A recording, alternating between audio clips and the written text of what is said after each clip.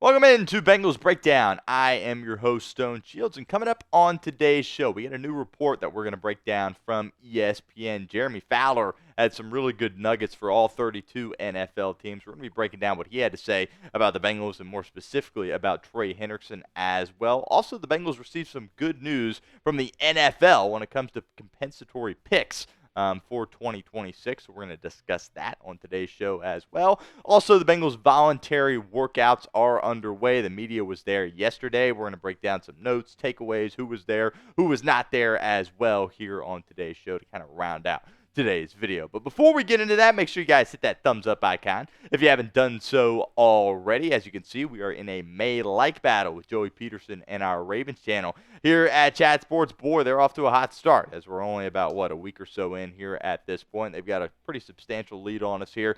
Doesn't mean we can't catch up. We've done it before in the past. Help us out. Hit that thumbs up icon. Something you should do for all of our videos here at Bengals Breakdown. We greatly appreciate it. So as I mentioned, Jeremy Fowler dropped key intel on all 32 teams after the NFL draft. Each team, all of which in the AFC North, all of which in the AFC, and obviously all of which in the NFL as a whole. And I did think he had some interesting things to say about the Cincinnati Bengals and, more specifically, Trey Hendrickson. Let's get into what Fowler wrote for ESPN, saying this: "There's no update with defensive end Trey Hendrickson's contract situation, which is at a stalemate. My read on the situation is that Hendrickson is convicted enough to stay away from the team, having no interest in playing on his scheduled $16 million salary in 2025. Right now, this is a waiting game. So at least in the short term, Shemar Stewart could assume the Hendrickson role in the defense. But I do believe the drafting of Stewart isn't totally tied to Hendrickson's situation. Cincinnati likes not only Stewart's explosiveness, but his positional flexibility at 6'5" and 267 pounds. With two linebackers selected in the first 4 rounds, the Bengals could be bracing for life without Germaine Pratt, who could be cut. No trade has yet to materialize." I do want to make note here, nothing about this really is surprising to me, but it is good to hear, this kind of, well, not good necessarily, but it is noteworthy to hear this kind of stuff from Jeremy Fowler of ESPN. My guess is this is going to get ugly between the Cincinnati Bengals and Trey Hendrickson. I see this kind of being that offseason distraction that goes into training camp, right? That training camp distraction. I don't think Hendrickson's going to be around for that. I don't think he's going to have a new offer from Cincinnati leading up to training camp. I do want to make note, Hendrickson has caved before, right? Seems like the Bengals and Trey Hendrickson, they've been in a lot of drama in the past, right?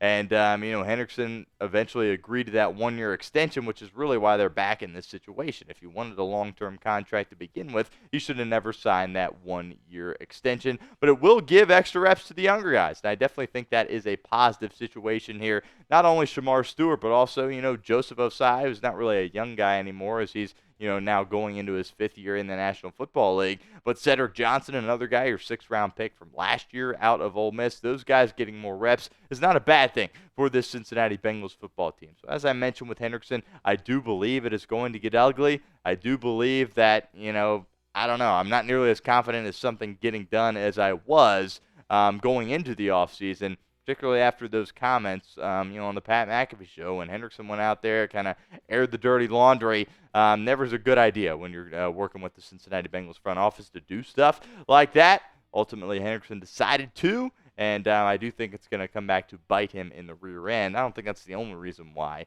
but I just don't see this getting resolved anytime soon. I hope I am wrong, because the Bengals obviously have saved some money here recently that perhaps could be allocated towards a new deal for Trey Hendrickson. What's your one-word reaction to Jeremy Fowler's report for ESPN? Let me know in the comments of today's show. It is the pinned comment of today's video, so if that ad comes here on YouTube, that's totally fine. You can ignore it, take advantage of it. Get down in the comments. Let us know what you think. Now, the Bengals did also receive some good news from the National Football League as far as compensatory picks go. The NFL obviously gives out compensatory picks to teams across the league. and allows them to get some extra draft picks year in and year out in the NFL draft. Here is what a compensatory pick is and how you can essentially acquire a compensatory pick. I thought Lance Zierlein did a great job of breaking this down for NFL.com. He said the number of compensatory picks allotted each year is limited to the number of teams in the league, 32, per the collective bargaining agreement. However, compensatory picks are not divided up equally among the teams, and no team can receive more than 4 compensatory picks in a single year. Teams that end up with more qualifying free agents lost than gain in a particular year are eligible to receive compensatory selections. A team that lost as many qualifying free agents as it gained might be eligible to receive a round 7 compensatory pick based on the value of the qualifying free agents it lost versus the value of the qualifying free agents it gained. Teams are awarded compensatory draft picks between rounds 3 and 7 based on a league formula that takes into account a player's average salary per year, snap count, and postseason awards. While there is an expected level of compensation for a player based on the amount he has signed for, his playing time or lack thereof in the upcoming season could alter the expectation. Keep in mind, players need to have been signed as unrestricted free agents before April 28th to qualify for the compensatory pick formula. Players who are released by their previous team are not eligible for the formula, so they're not included in the key additions here.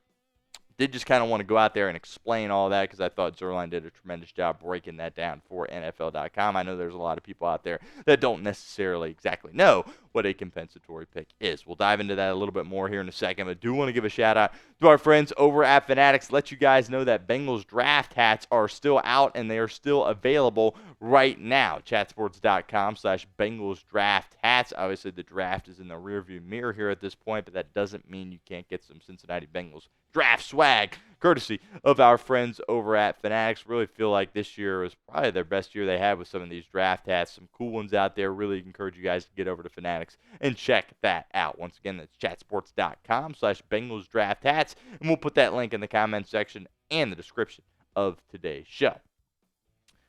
So as Zierlein mentioned, the Bengals are projected to receive 1 compensatory pick in round 7 of the 2026 NFL Draft. And obviously that's good news. Is it groundbreaking? No, but I do think that is good news for the Cincinnati Bengals football team. Here is how Zierlein believes that Cincinnati is going to get to that point where they do receive a compensatory pick in round 7. Here's kind of the rationale behind that. He says this projection really comes down to Trent Brown.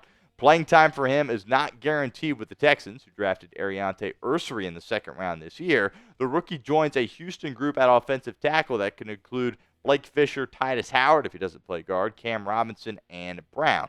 If Brown can make the team and stay active, the Bengals should pick up a 7th rounder.